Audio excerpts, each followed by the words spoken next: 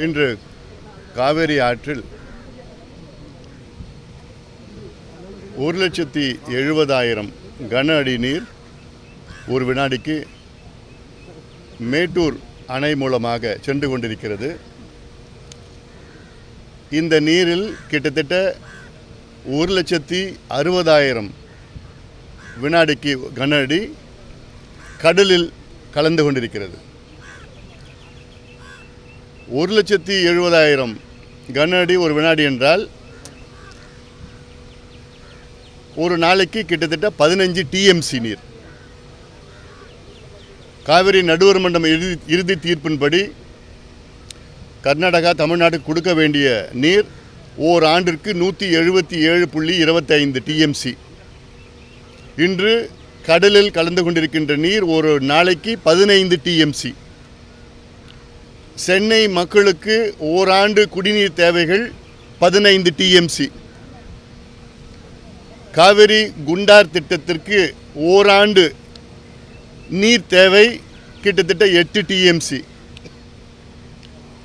தர்மபுரி காவிரி உபரிநீர் திட்டத்திற்கு நீர் தேவை 2 டிஎம்சி.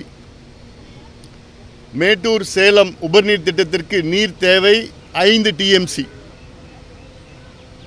அதாவது தர்மபுரி காவேரி உபரிநீர் திட்டத்திற்கு கிட்டத்தட்ட காவேரியில் போகின்ற 1.25 மணி நேரத்துக்கு போகின்ற நீர் அது ஆண்டுதோறும் தருமபுரி மாவட்டத்துக்கு தேவையான நீர் அது.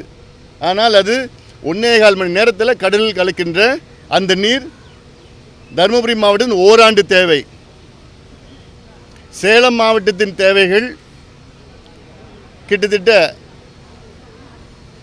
7 மணி நேரம் போகின்ற நீர். சேலம் மாவட்டம் ஓராண்டு தேவை. ஒரு நாள் கடலில் கலக்கின்ற நீர் சென்னை மக்களின் ஓராண்டு தேவையான நீர் அது. காவிரி குண்டார் திட்டத்தின் ஓராண்டு தேவையான நீர் இன்னும் திட்டம் இன்னும் நிறைவேறலை.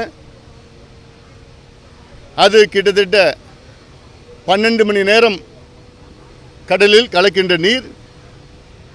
7 மாவட்டங்கள் காவிரி குண்டார் திட்டம் நிறைவேறியிருந்தால் இந்த 7 மாவட்டங்கள் பயன்பெறுகின்ற திட்டம் அது. வரும் காலத்திலேயாவது இவ்வளோ நீர் கடலில் கலக்கின்ற நேரத்தில் இதற்கு பல திட்டங்களை வகுக்க வேண்டும். காவேரியில் தடுப்பணைகளை கட்டுங்கள், இது எங்களுடைய நீண்டகால கோரிக்கை.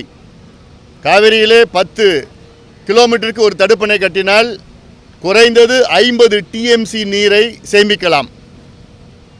மேட்டூருக்கு கீழ் நீரை சேமிக்க எந்த ஒரு திட்டமும் இல்லை, தடுப்பும் கிடையாது. மேட்டூர் அணை 93 டிஎம்சி.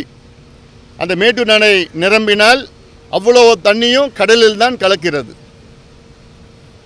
ஆக தமிழ்நாட்டிற்கு உயிர் நாடி ஆறு காவிரி ஆறு. தமிழ்நாட்டில் 7.25 கோடி மக்கள் இருக்கின்றார்கள். அதில் கிட்டத்தட்ட 5 கோடி மக்கள் காவிரியை நம்பியிருக்கின்றார்கள். ஆனால் காவிரியில் வருகின்ற நீர் கடலில் கலந்து கொண்டிருக்கிறது.